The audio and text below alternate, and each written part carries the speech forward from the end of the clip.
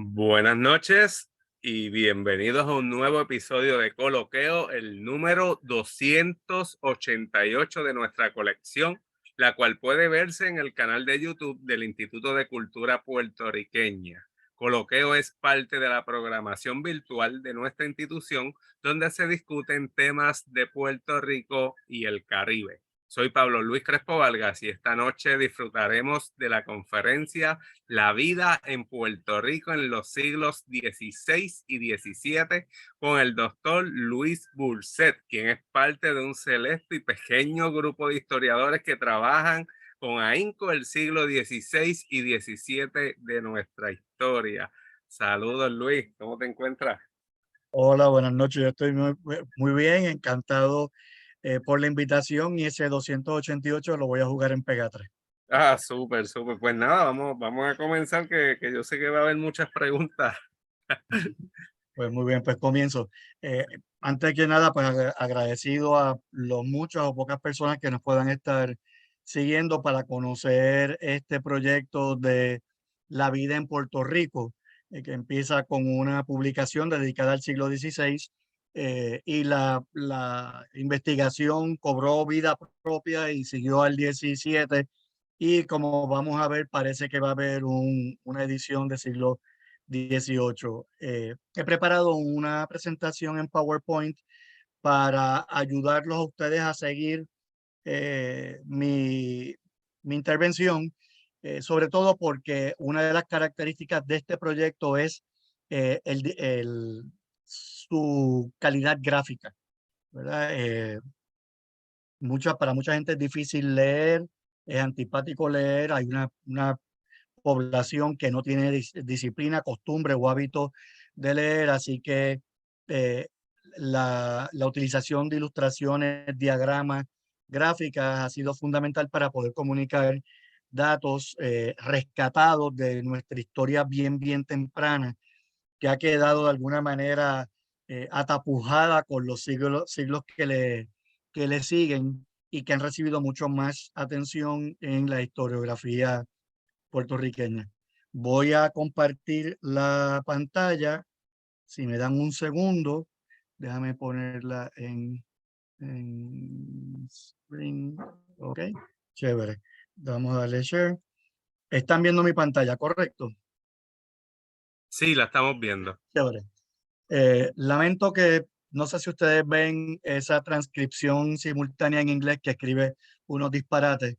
Ignoren todo eso, porque ese no soy yo. Pues vamos a conocer un poco más de cerca el proyecto que comienza con el título La vida en Puerto Rico en el siglo XVI, que hemos extendido hasta el siglo XVIII. Eh, ok. Este proyecto, como cualquier otro proyecto, tiene unas metas eh, que en el caso concreto del 16 y que heredan sus hermanos del 17 y el 18, es promover el interés y el conocimiento de la historia temprana de Puerto Rico. Voy a compartir con ustedes unos datos en un rato para que ustedes entiendan por qué para mí esto es bien importante. El foco de los siglos XVI, XVII y XVIII es porque estos son los siglos malqueridos, por llamarlos de alguna manera, en la historiografía puertorriqueña. Nuestra historia del siglo XIX y del XX es muy rica en publicaciones, investigaciones, pero estas del 16 particularmente y el 17 pues han recibido menos atención. ¿Cómo lo vamos a hacer? Divulgando diferentes aspectos de la historia de la isla que aparecen en documentación, y la divulgación va a estar basada en la documentación. Aquí hemos tratado de evitar el eh, citar como fuente principal lo que ya otros han publicado, a pesar de que reconocemos que no somos los primeros en escribir sobre este periodo y sobre ciertos temas, pero no queremos seguir repitiendo lo que han dicho otros. A la medida que no sea posible, vamos al dato, vamos al documento el cual estamos privilegiando. Este proyecto de la vida en Puerto Rico en el siglo XVI, en los siglos XVI a XVIII, tiene unos brazos que son las publicaciones, les voy a compartir ahora las publicaciones y sus características, redes sociales, porque es la manera, es el lenguaje que se utiliza para llegar a ciertos públicos, y a la misma vez los hemos aprovechado para divulgar ciertos aspectos de nuestra historia en esos periodos, eventos como este, donde hemos participado dando charlas, conferencias de algunos de los temas de estas publicaciones, conferencias, y voy a presentarles al final una idea que estamos planteando que nos parece que puede ser bien efectiva para cumplir con el objetivo de generar interés y conocimiento en nuestra historia temprana. Este proyecto no sería posible sin el apoyo de auspiciadores en instituciones de gobierno, particularmente en la empresa privada. Las dos publicaciones que han salido hasta la fecha, del 16 y el 17, han contado como auspiciadores a la Oficina Estatal de Conservación Histórica, gracias a la confianza del arquitecto Carlos Rubio, eh, la, eh, la señorita Lilian Lara, que ha sido también fundamental en conseguir ese respaldo, la Fundación Aireco del señor José Rossi y su esposa Tata, el grupo Prisa de desarrolladores, la familia Stuve, Kevin Grant Thornton, el Angora Group de la familia Hernández Castro de San Lorenzo, The Foundation de Carlos Rivera Vélez, que ha sido instrumental, y me atrevo a decir que sin él este proyecto no hubiera sido posible.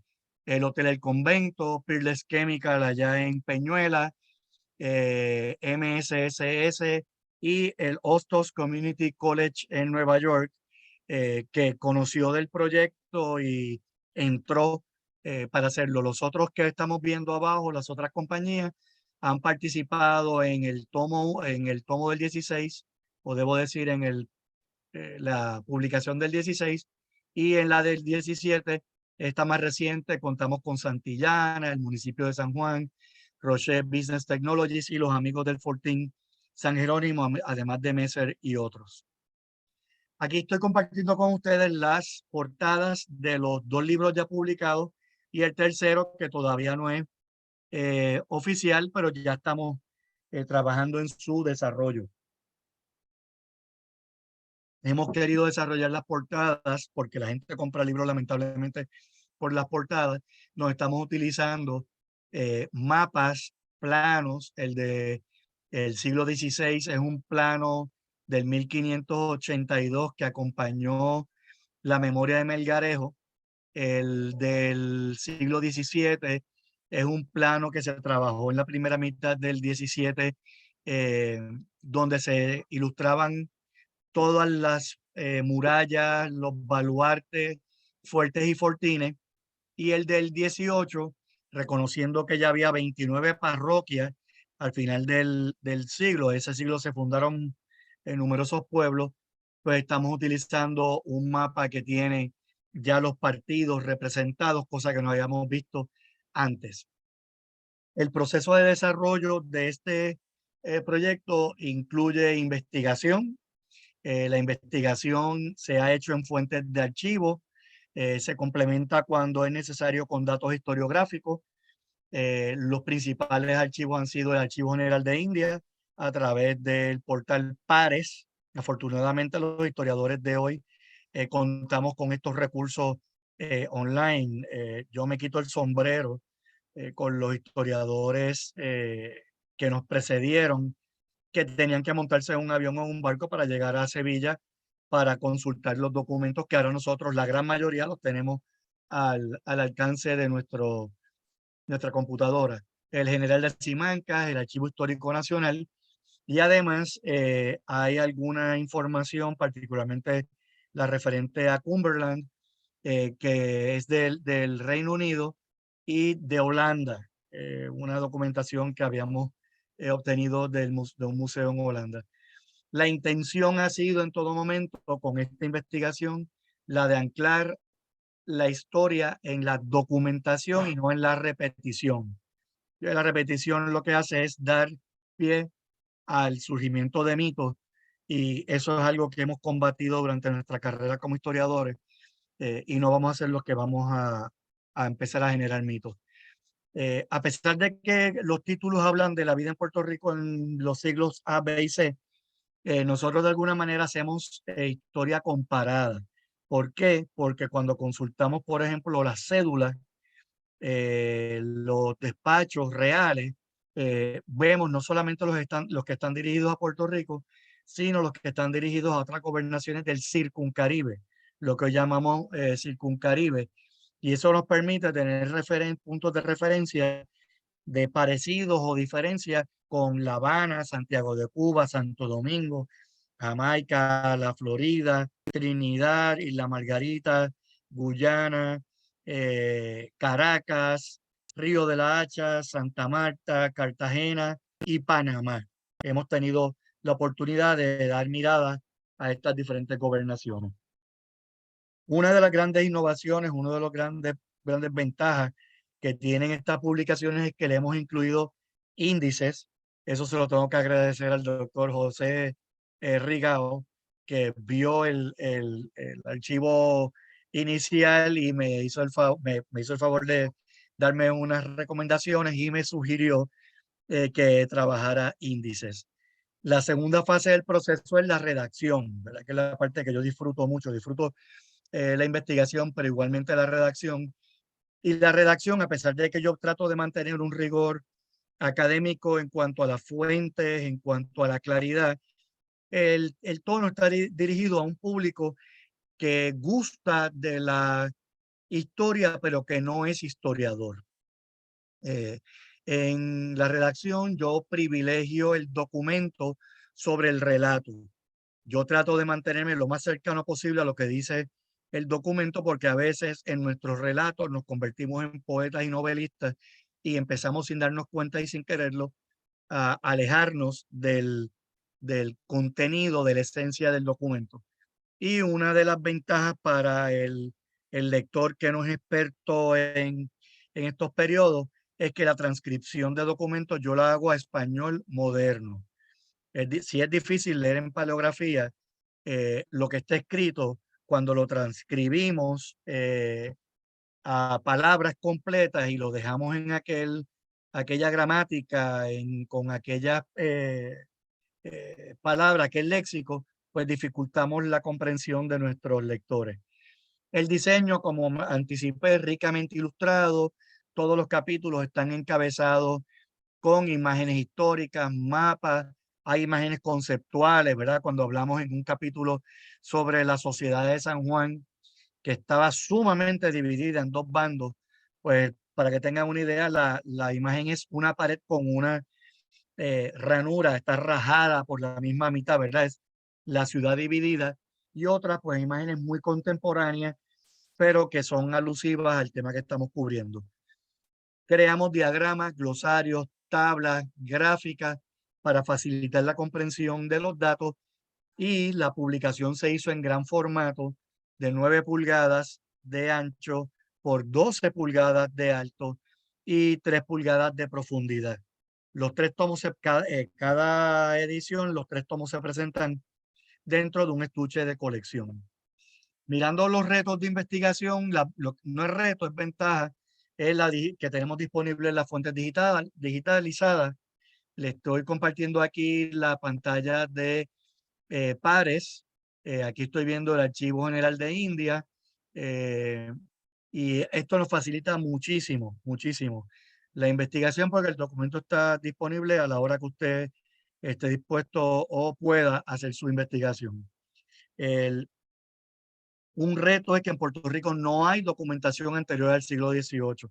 Usted podrá encontrar algo en el Archivo General de Puerto Rico sobre el 18, muy poco, pero no se conserva, así que tiene que rebotar a las fuentes españolas. Las fuentes eclesiásticas, y esto en el caso de la publicación del siglo XVII, están bien maltratadas en algunos casos. Ese papelillo que están viendo ahí es lo que queda de una hoja, un folio de un libro de bautismo. Hay veces que usted puede sacar un nombre, dos nombres, una fecha. Hay veces que sencillamente tiene que descartar el acta porque no se ve absolutamente nada, porque está comido por la polilla. Y por último, vuelvo otra vez al tema de la palografía. No sé cuántos de los que nos están escuchando trabajan en el periodo paleografía, pero aquí tienen un informe del oro que se fundió en la ciudad de Puerto Rico en el 1514 y pues no todo el mundo puede leer eso, ¿verdad? Eso se estudia y más que estudiarlo pues se practica, ¿verdad? Y da trabajo y hay veces que por más paleografía que uno crea que sabe, no salen las transcripciones. Ahí arriba, por si acaso alguien se está preguntando, dice relación del oro que se funde en la fundición que se hace. Les presento el trabajo dedicado al siglo XVI, la vida en Puerto Rico en el siglo XVI. Están viendo la portada del primer tomo. Este proyecto lleva como subtítulo Vecinos, estantes, moradores y residentes en la isla de San Juan, porque se acompaña con unos diccionarios que nos permiten plantear eh, diferentes aspectos, micro aspectos de la historia de Puerto Rico a través de la vivencia de estas personas. Y a la derecha tienen ya propiamente el, el estuche que les comenté que aparece.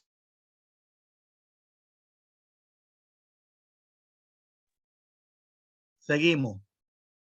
Esta es un desglose del contenido que tiene el trabajo.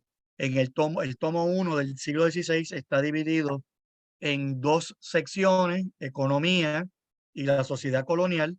Tiene 420 páginas.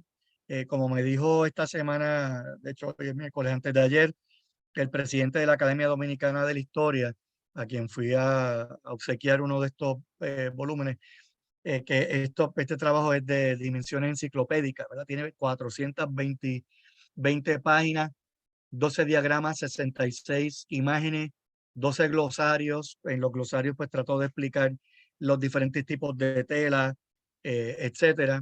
18 gráficas, 16 mapas, 80 tablas, donde trato de recoger data suelta, como por ejemplo los salarios, los precios, precios de venta de esclavos, etcétera.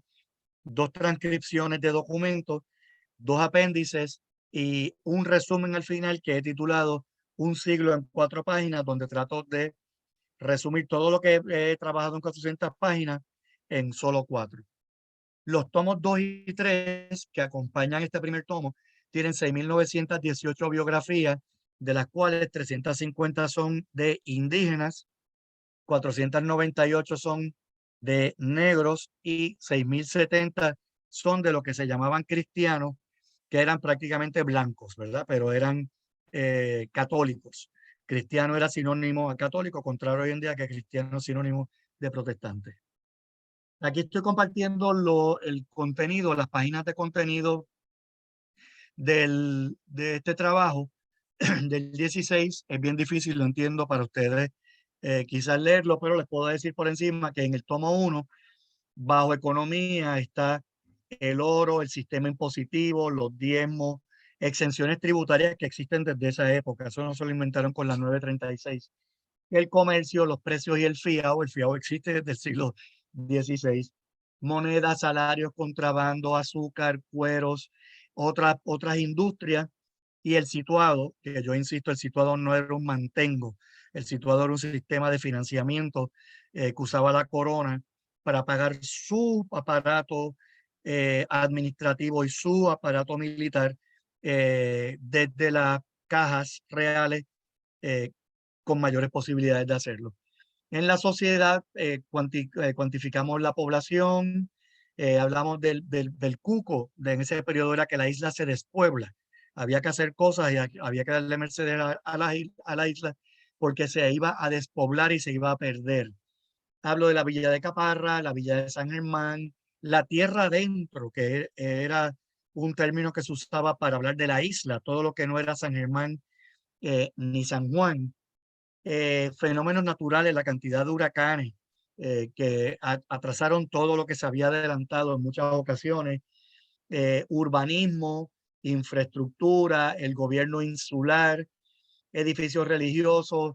Entro a los interiores de de las casas, vemos muebles, los colores que se utilizaban en las telas, los cojines, y eso lo pude reconstituir pues leyendo los cojines eran de tal o cual color, pues ya yo sé cuáles son los colores que se favorecían en las casas puertorriqueñas de ese periodo, la salud, alimentación, vestimenta, educación, la vida y la muerte, las élites, la ciudad dividida, el indio, el negro, el mestizo, mercaderes extranjeros, religiosos, Caribe, soldados, defensa, los enemigos de España. Hago un alto con un poquito más de detalle en el ataque de Drake y la ocupación de Clifford. Aquí quiero compartir para que tengan una idea algunos de los diagramas, gráficas, tablas que se incluyen en el trabajo. A la izquierda tienen eh, la pirámide social de Puerto Rico del 16. Aquí agradezco la ayuda a la historiadora, mentora y para mí muy querida amiga Elsa Gelpibais. En el medio tenemos unas fichas que traté de crear con las menciones de los diferentes caciques, donde se hablaba a veces de sus padres, de sus hermanos, de sus esposos o esposas, de sus hijos, sus capitanes y sus indios. Y a la derecha tenemos un organigrama que refleja el gobierno de la isla en ese periodo, donde estaba el rey por encima de todo, el Consejo de India, la Casa de Contratación y la Audiencia de Santo Domingo, para entonces entrar al brazo secular, militar y el eclesiástico, siendo el gobernador con su teniente, la cabeza por un lado, pero en ese momento los oficiales reales que eran tesorero y contador tenían tanta autonomía como el gobernador. También estaban los cabildos y por otro lado los alcaides de Fortaleza y Morro y el obispo. Aquí tenemos otra gráfica. De estas quiero destacar el mapa de España, porque en este trabajo cuantificamos la aportación de las diferentes nacionalidades y provincias españolas a la población española y posteriormente criolla de Puerto Rico. Y en el tema del situado, pues aquí preparé este mapa donde señalo de qué cajas, la del español, inclusive de Puerto Rico se mandó dinero en un momento dado a la española, la de Tierra Firme, que era Panamá, Veracruz, y la de México. Tengo algunas biografías, unas más largas, unas más cortas, unas más interesantes, unas más personales, como es el caso de Catalina, que aunque se dice que es negra libre, después se dice que su padre era blanco, ella era mulata. Su mamá trabajaba para Antonio Rodríguez Salgado, que se la llevó a Canarias, pero la mujer tuvo la mala suerte que cuando viaja a Sevilla antes de Canarias, muere, por lo que Rodríguez Salgado la manda a buscar a su casa. Ella lo que tenía 6 o 7 años, llega a Canarias, le echa de menos su casa, su tierra, y pide por favor licencia para regresar a Puerto Rico, donde tenía parientes por parte del padre y por parte de la madre. Y Pedro Alemán, que es de los primeros hombres que encontramos llegando a Puerto Rico, llega desde Sevilla a San Germán en el 1613, ya en la fundición de 1623 de San Juan, está fundiendo oro. En el 30 es testigo de unas informaciones y a través de su testimonio conocemos el impacto de un huracán que pasó en ese año.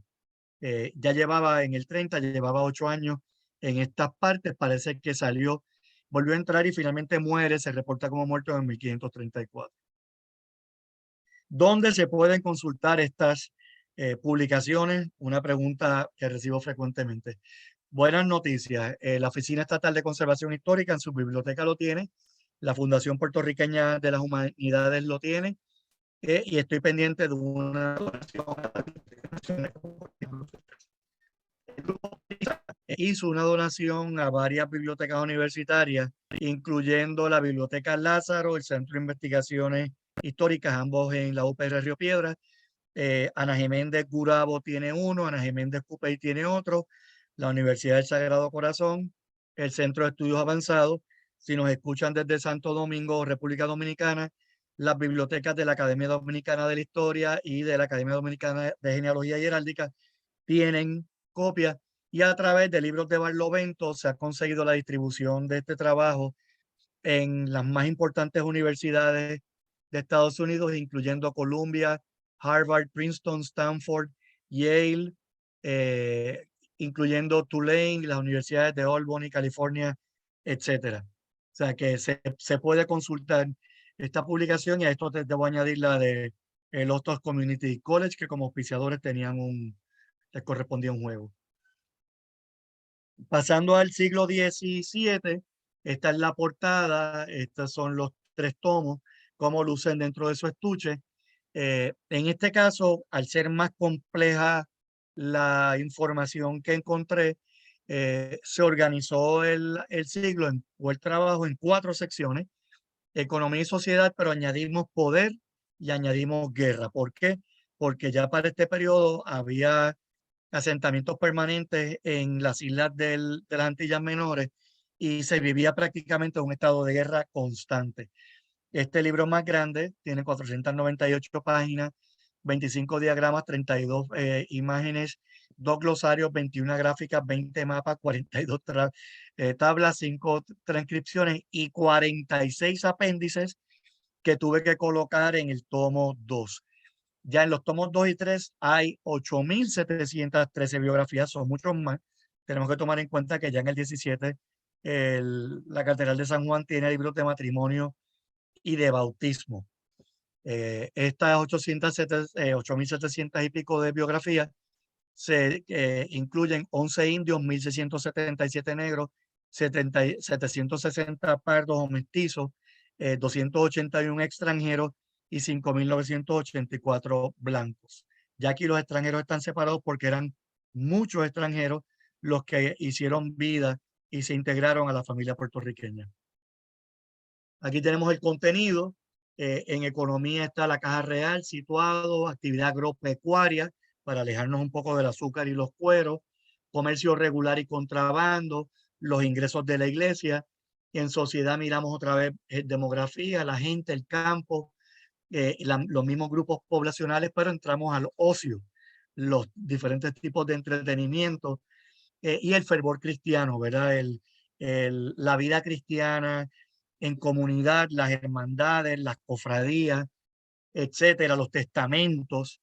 En el poder volvemos sobre los organismos administrativos, el patronato real, el concepto de paz y sosiego, la justicia, un caso bien interesante, el Tesoro de Judía, que no tiene nada que envidiarle a Pirates of the Caribbean. Aquí hubo un episodio bien interesante en Caja de Muertos que se llamaba Jutías. Mal gobierno, hay un manual del gobernante corrupto, como yo lo llamo, y lo incluyo en este trabajo. Edificios religiosos y San Germán, que fue calificado siempre por los gobernadores como rebelde.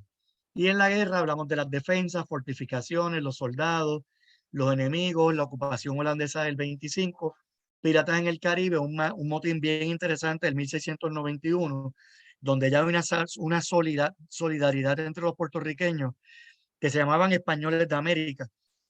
Son llamados a combatir a estos soldados españoles amotinados. Cuando se enteran que eran españoles y no eran franceses ni ingleses, soltaron las armas. Los milicianos de los pueblos volvieron a sus casas porque ellos no habían llegado allí a luchar con otros cristianos. Y finalmente el fin del Caribe español, donde miramos todas las islas que han sido ocupadas por daneses, franceses, ingleses y holandeses. Algunas de las gráficas que tenemos, aquí abajo a la derecha tenemos la comparación de la población en ambos siglos, donde vemos que aunque la población blanca se sostiene, hay un crecimiento enorme en extranjeros, mestizos y negros. Los indios bajan de 350 a solo 11. Aquí tenemos a la izquierda la composición o las nacionalidades extranjeras presentes, y a la derecha abajo un dato demográfico del número de bautismos, que un bautismo es igual a un nacimiento, ¿verdad? De bautismos a lo largo del siglo en los libros de San Juan. Rojo es del libro de blanco, azules libros de pardos y negros. Y aquí tenemos quizás lo más interesante. Aquí a la derecha tenemos 3 grupos de gráficas donde estamos demostrando la integración del grupo mestizo a la sociedad española del siglo, donde cuando contrastando negros y pardos, cuando los pardos, la incidencia de ser libre es mucho mayor, la incidencia de bautizar hijos legítimos es mucho mayor y la incidencia de que el individuo llevara un apellido es mucho mayor también. Lo que estamos viendo es inserción o integración a la sociedad de ese elemento mestizo frente al elemento negro. Aquí tenemos otras cosas, las cofradías, el cursus honorum que seguía una persona en el gobierno. Y aquí tenemos otras biografías. Se puede consultar en los mismos lugares, todavía no está en universidades, y en Estados Unidos está en el Library of Congress y en la Universidad de Illinois. Están esperando el nuevo año fiscal para hacer la orden, todas las demás universidades que vieron a libros de Barlovento. Hay un tomo siglo XVIII, sí, un tomo, no, una edición. Espero seguir la misma estructura, economía, sociedad, poder y guerra. Tengo un reto muy grande y lo tengo que confesar, y es que en el siglo XVIII al final ya existían 29 parroquias. Las parroquias llevaban libros de bautismo, confirmación, matrimonios y defunciones. Hacían todas las veces de registro demográfico. El gobierno español, los reyes, le pasaron a la iglesia un montón de sus responsabilidades, de sus funciones. Y no es lo mismo tener solamente la Catedral de San Juan que tener que mirar la bautizos, matrimonios, etcétera, de 29 parroquias, por lo que estoy anticipando un trabajo colosal montando las biografías y estoy anticipando alrededor de 20.000 biografías para este nuevo trabajo. Aparte de las publicaciones, tenemos un portal en internet que es así mismo, el título es largo, pero no te puedes perder. La vida en Puerto Rico en el siglo XVI.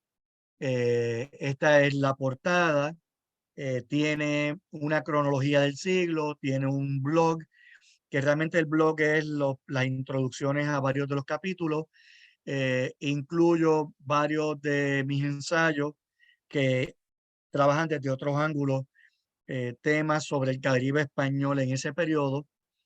Y aquí tienes la estructura del portal, tiene mapas, tiene música, hay un músico que se llama Jordi Zaval, que trabaja música del 16 y el 17. Y pues a mí me encantaría escuchar y que los visitantes a la página escuchen cómo sonaba esa música, ¿verdad? Eh, He tratado de poner una chacona en un artículo en una revista de España hablaba que la chacona en aquella época era el equivalente del reggaetón en el siglo XXI, ¿verdad? Porque era escandaloso su baile. Y añadí muchas imágenes, pues porque de nuevo un portal de internet, un balance entre la información escrita y las imágenes.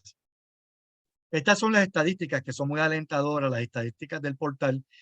Tiene 351 visitantes únicos, 448 sesiones. La sesión promedio dura 7 minutos. Ahí tenemos las sesiones por día. Van entre 10 jueves y viernes a 20 los sábados. Ya que esto es bastante alentador para mí. Quizás ustedes manejan otras páginas y esto es juego de niños, pero para mí es muy, muy importante. Junto con la página de internet, estoy promoviendo el interés por el periodo en las redes sociales.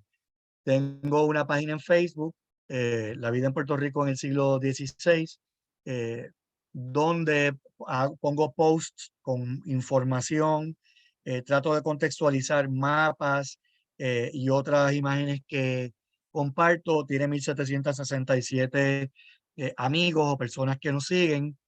Y en Instagram tengo 464 seguidores, ahí es mucho más visual, ahí trabajo mucho más eh, la imagen, la fotografía, que complemento no solamente fotografías de Puerto Rico, sino ahí tomo prestado de mis viajes a Santo Domingo, a Cartagena, a México, a España, fotos de lugares, objetos de estos periodos para que las personas que ven o siguen esta plataforma tengan una idea más amplia de cómo era la vida en ese periodo en Puerto Rico y fuera.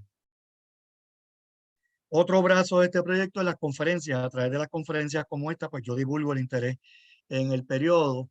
eh, en cuando se lanzó o se inició, se inauguró la celebración de los 500 años del traslado de Caparra a la isleta, fui uno de los de los oradores invitados. Hablé de la mudanza. También en el evento que coordinó un grupo editorial español, San Juan 500 años, tuve el honor de que me invitaran. En el Congreso de Historia de San Juan hablé de los médicos y los cirujanos y dentistas y barberos, dentistas no barberos. En ese periodo me invitaron a el documental Historia de la Farmacia en Puerto Rico.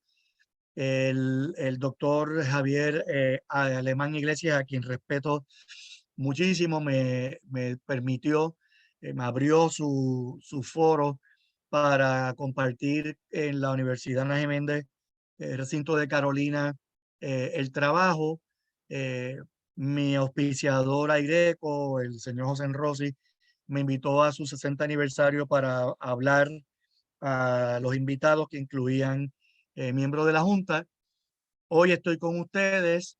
Mañana, Dios mediante, estamos en el Museo y Centro de Estudios Humanísticos de la Universidad Ana Geméndez en Gurabo, presentando concretamente el 16.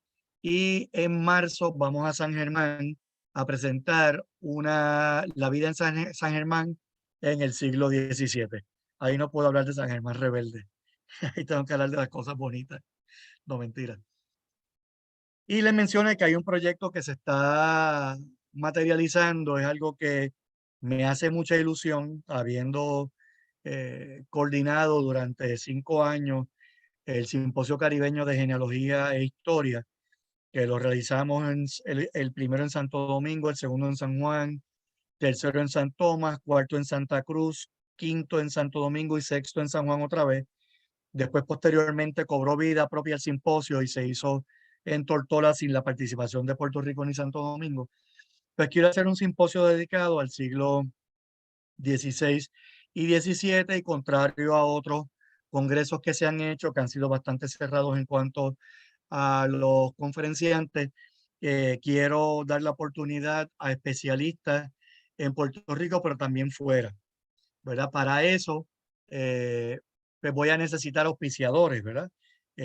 Pues porque traer gente de afuera es costoso. Lo que busco con el simposio es ofrecer perspectivas variadas de diferentes personas sobre diferentes aspectos, que sea mucho más rico, que sea la suma de las partes, el total es mayor que la suma de las partes. Pues yo quiero proyectar, llevar ese mensaje de la vida en Puerto Rico en los siglos XVI y XVII. eh, ya he identificado a varios de los conferenciantes. No he contactado a nadie porque todavía esto está en papel, todavía no lo he eh, ejecutado ni he puesto la rueda a correr. Obviamente el público interesado está más que bienvenido, y la intención es grabar las ponencias para tenerlas en la página de internet para quien quiera consultarlo, igual que tenemos el privilegio de escuchar los programas radiales de La Voz del Centro, pues se pueda consultar estas entrevistas. 4 temas, 4 columnas, igual que en las últimas publicaciones. Economía, ahí los temas que se pueden cubrir: oro, perlas, porque aunque en Puerto Rico no se sacaban perlas, se traían desde la costa de Sudamérica y se quintaban, o sea, se cobraba lo que le correspondía al rey. Aquí, sistema impositivo, obviamente azúcar, jengibre, agropecuario, etcétera. La sociedad, hay especialistas de la sociedad indígena, a pesar de que como unidad social los indígenas desaparecen de Puerto Rico, están vivos en nosotros, no solamente genéticamente, que eso ha sido probado y requete probado, que nosotros los puertorriqueños en nuestra composición de ADN llevamos, o más o menos, dependiendo ¿verdad? de la familia, ADN amerindio, indígena. No se puede decir necesariamente taíno, ¿verdad? Amerindio, pero en la toponimia, en la hidronimia, en la manera en que comemos, está presente la influencia de esta población, los conquistadores, el periodo de conquista, los alzamientos indígenas, el negro, los extranjeros, el mestizo, etcétera. En el poder, pues ya hablamos de instituciones, gobierno, cabildo, los obispos, los prebendados. Y en la guerra, hay una historiadora especialista que respeto muchísimo, Milagros Flores, que de hecho está con el arquitecto Pablo Ojeda, andan por Cuba conociendo y llevando información sobre fortificaciones, arquitectura. En estos días andaban por Santiago de Cuba poniendo unas fotos espectaculares en Facebook de las casas en Santiago. La guerra por las defensas, las flotas de India, agresiones extranjeras, Drake, Cumberland, Balduino Enrico. Hay una publicación que se titula 1625, realizada por Manuel Minero. No sé si lo conocen. Es un libro que trabaja el tema a manera de diario, lo que fue pasando día a día. Es fantástico, es súper sencillo y muy claro para comunicar y transmitir qué fue lo que pasó. Piratas y Corsarios, uno de mis profesores, Sebastián Roviula March, publicó un libro de Piratas del Caribe. Ese es un tema, ¿verdad? Que se puede hablar. Corsario, tenemos a Miguel Enrique, también está ahí. Y podríamos dar miradas al Caribe no español, la perspectiva de estas islas de lo que era Puerto Rico, ¿verdad? Que Puerto Rico era una isla mucho más grande que las de ellas, con una población que estaba más que dispuesta a comerciar de manera ilegal. Y para terminar, quiero citar a Arturo Morales Carrión, porque cuando yo publico, yo reconozco que lo que estoy poniendo allá afuera va a ser evaluado, va a ser analizado y va a ser o citado o contrarrestado, combatido, retado, ¿verdad? Para eso es que uno publica. Y Morales Carrión plantea que la historia es un ampliar de perspectivas con cambios de punto de mira, por lo que nadie tiene la última palabra. Donde termina la investigación, comienza la construcción histórica. Me encanta esa, esa cita. Y con esto termino, Pablo. Quedan unos minutos. No sé si alguien del público tiene alguna pregunta. Yo digo el Sí, público en sus casas. sí, no, Luis, excelente presentación. Quiero aprovechar decirle a nuestro público, la página web es exquisita. O sea, Gracias. y yo sé que la has trabajado con mucho empeño Muchas y, gracias. y está demostrado en ella. Yo invito a nuestro público que cuando tenga la oportunidad, si de repente no se acuerdan, fácil, vaya a tu perfil en Facebook, que de ahí van a llegar. La vida Este, en Puerto Rico en el siglo XVI. sí, correcto, correcto. Y de hecho, quiero también mencionar que yo te hice un comentario sobre el primer set de libros. Y el comentario básicamente, no lo estoy citando, ¿verdad? No me acuerdo la cita correcta, ¿verdad? Pero más o menos la importancia de esta publicación, de estas publicaciones, no solamente para el que esté interesado en la historia de esos periodos, porque está en un lenguaje bien sencillo, o sea, esto no es un lenguaje académico 100%, esto es un lenguaje que cualquier persona de cualquier nivel académico puede llegar y puede revisar y puede conocer, viendo información sacada de fuente primaria, la historia de Puerto Rico en el siglo XVI y ahora en el siglo XVII con este segundo set. Pero más que eso, para los estudiosos, los que quieren investigar, los que quieren hacer análisis de estos periodos, si no consultan tu obra, pues como que les va a faltar algo.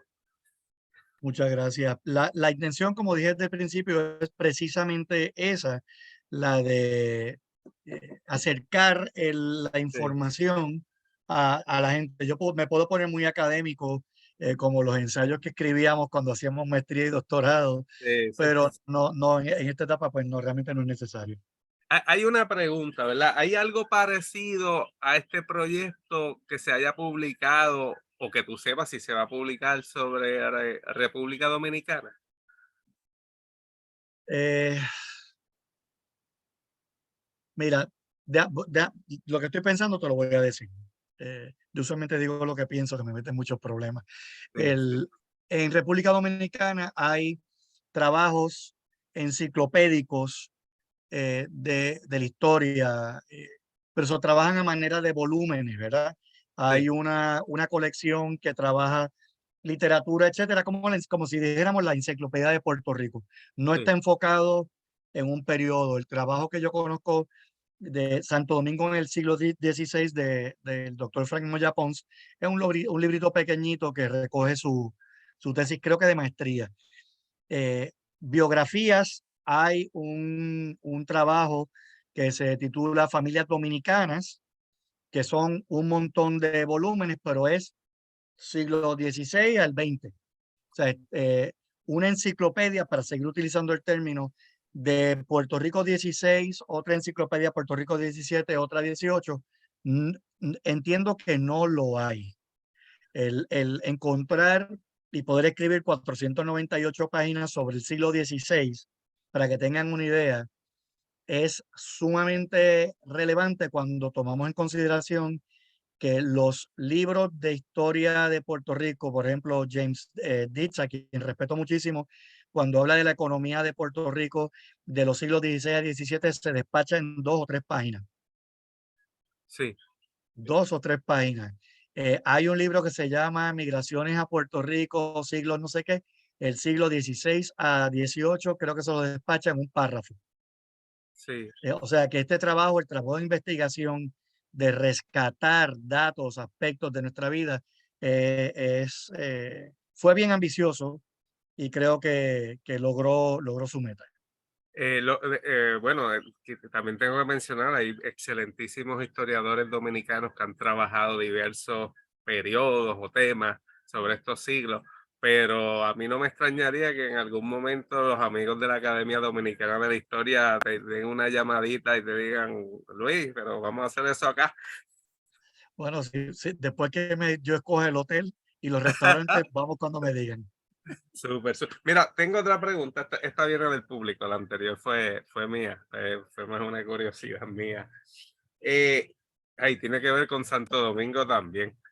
Este, ¿existió en el siglo XVI y XVII algo parecido a la relación entre San Juan y San Germán en Santo Domingo, en la española?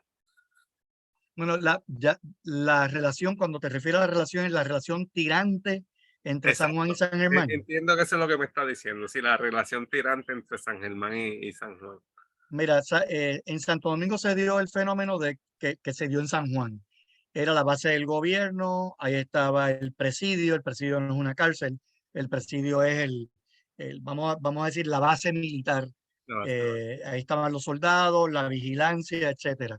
Fuera de Santo Domingo, fuera de Santo Domingo, la vida era completamente diferente. Y en Santo Domingo hay una ciudad que yo, no, más que con San Germán, la equiparo con Ponce, que es Santiago de los Caballeros, que queda en el norte, bastante alejado de Santo Domingo, y hay inclusive la manera de hablar es muy diferente.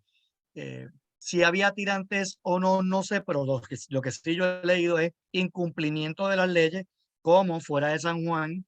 eh, ya en el 17 estaba Arecibo, Aguada, Coamo, Ponce, Buenavista, que es un Humacao hoy en día, La Boca de Loíza y el Toa, y aquella gente no hacía lo que le daba la gana porque los estaban chequeando todo el tiempo, pero llevaban un tren de vida bien diferente, que los llevaba a chocar con las autoridades de San Juan. En ese aspecto sí hubo tirantes entre Santiago de los Caballeros y Santo Domingo.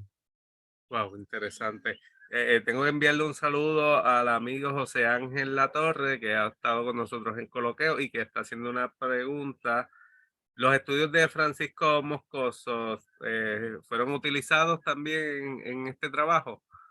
Aunque yo sé Eh, que por- Francisco, tú anteriormente habías publicado una obra que de hecho la presentamos aquí, donde hay un ensayo de Moscoso. Correcto, ese es Puerto Rico en el 500, que de hecho Puerto Rico en el 500 es el padre de este proyecto que estoy presentando hoy, Sí, porque cuando a mí se me ocurre escribir sobre el siglo XVI usando los especialistas del periodo que son Moscoso, Jalil Suez Vadillo, el Sahel Pi, eh, está Frank Moya Pons, está Esteban Miracaballos, que es español, que no se me quede nadie, Eliseth Cabrera, el Gabriel La Luz, Kevin Rupizá y algunos otros que se me tienen que haber quedado. Eh, yo conozco el trabajo de Francisco Moscoso, yo respeto enormemente el trabajo de Francisco Moscoso y en ese cajoncito que te estoy señalando, no sé si me ves, están sí. todos los libros de Francisco Moscoso, incluyendo uno que me compré este fin de semana que estuve en Santo Domingo, que es el de la participación de Puerto Rico en la Guerra de Independencia de Santo Domingo. Creo Ah, que sí. contesté tu pregunta. Sí, sí, de hecho son excelentísimos. Ese último lo tengo digital, no lo tengo. Yo, Yo creo que tú yo lo también cons- lo tienes digital. sí, Él sí, lo porque reparte. él lo repartió, pero no es lo mismo. A mí me gusta la pestecita del No, papel. no, definitivamente, definitivamente. Bueno, ya hablaste sobre el proyecto del siglo XVIII, entonces ese sí debe ser bien, bien cuesta arriba, porque estamos hablando de más población, más situaciones, bueno, más dinámica. Definitivamente. Tú sabes que yo no quería hacerlo. Lo que pasa es que no sé si es un instinto suicida, ¿verdad? De seguir y seguir y seguir, pero le tenía mucho miedo y estoy abordándolo con mucha cautela. Primero, porque hay muchísimo más escrito del 18 que de los siglos anteriores. Segundo, porque España y por consiguiente Puerto Rico sufren una transformación dramática a mediados del siglo XVIII, primero con el advenimiento de los Borbones, que esto pasa en el Sí, 1701, el advenimiento de los Borbones al trono, ya no son los Habsburgos que estaban quebrados, los Austria que estaban quebrados, vienen los Borbones, el rey de España era nieto de Luis XIV, el rey Sol. De hecho, una de las condiciones que le ponen es que no podían unificar las dos coronas y de alguna manera las unificaron. Y sí, de momento todo lo que tú habías aprendido de los siglos XVI y XVII ya no te sirve, porque hay otras estructuras. Está la Real Intendencia que no existía en el 17. Tuve que leer muchísimo más de historia de España que para los primeros dos trabajos, para poder entender el proceso que surge en las sociedades de amigos del país, que en Puerto Rico la vamos a tener en el 19, pero sí, surgen en el 18. El ejército se profesionaliza. sí. Ese periodo es el de la demolición de los hatos ganaderos, que en algún momento se contabilizaron 234. Yo quiero saber cuáles eran los 234 y para eso tengo que meterme en la fuente primaria. Pero es un trabajo mucho, mucho más complejo y yo espero cumplir con el mismo estándar y mis propias expectativas que con los primeros dos, y si no lo logro, el siglo XVIII va a ser un bonito sueño. Mira, Luis, cuando yo hacía mi bachillerato, mi licenciatura para los amigos que nos están escuchando o viendo fuera de Puerto Rico, escuché un profesor que mencionó que el siglo XVI y XVII eran la Edad Media puertorriqueña. ¿Tienes algo que comentar a eso? Mira, eso es desconocimiento. Yo no te voy a decir quién, pero yo en una de estas presentaciones estaba con una persona y cuando me lo presentan se da la media vuelta y él se cree que yo no lo oí, pero él dijo, total, en el 16 no pasó nada. No pasó nada, que hay 420 páginas llenas de cosas que pasaron, conflictos sociales que se Sí, dieron en ese periodo. Eh, creo que es Vicente Murga, que es el responsable de muchísimas de las transcripciones de cédulas de ese periodo, de sí, cartas de gobernadores, que después lo complementa Álvaro Huelga. Dice que, la identidad puertorriqueña empieza a cobrar forma en la segunda mitad del 16. Por sí, eso te digo que es pura, pura ignorancia. Eh, a- hay unos conflictos, hay unas costumbres, hay unas malas costumbres que tú estás viendo desde el siglo XVI, que se cuajan quizás de una manera más formal, un poco más adelante, fantástico, pero yo fui niño y sigo siendo yo. Yo no puedo descartar mi infancia porque muchas de, de mis hábitos, de mis costumbres y de mis traumas, y los pueblos tenemos traumas, Sí, se los atribuyo, se los tengo que atribuir a mi infancia y a mi adolescencia. sí, correcto, correcto. Bueno, Luis, yo te quiero agradecer y quiero agradecer a nuestro público. También te deseo el mayor de los éxitos. Gracias. Estoy confiado de que sí vas a lograr ese siglo XVIII. Quizás te tome un tiempo. Y también confío en lo que te mencioné al principio. Vamos a ver si reciben la llamada de nuestros amigos de allá de la academia, para, por lo menos los asesores, a Vamos a crear ver. algo así. Porque digo, al fin de cuentas, la historia de la República Dominicana en estos periodos está bien ligada a la de nosotros y se puede demostrar en los mismos archivos. Ajá, vas a comentar algo. No, la nuestra es la de Cuba. Lo que pasa es que Cuba empieza a enriquecerse y a separarse muchísimo de nosotros, pero hasta el 16, 17 estamos mucho más cercanos. Pues mira, mira para allá, ya empleamos, ahora son tres islas las que hay que trabajar. Bueno, Luis, gracias, gracias a nuestro Gracias, público, mucho éxito y nada, gracias. seguiremos en contacto porque sabes que nos gustan estos temas, ¿verdad? Cuando quieras un cafecito y lo hablamos tú y yo. Estamos. Pues nada, gracias a todos y buenas noches. Buenas noches.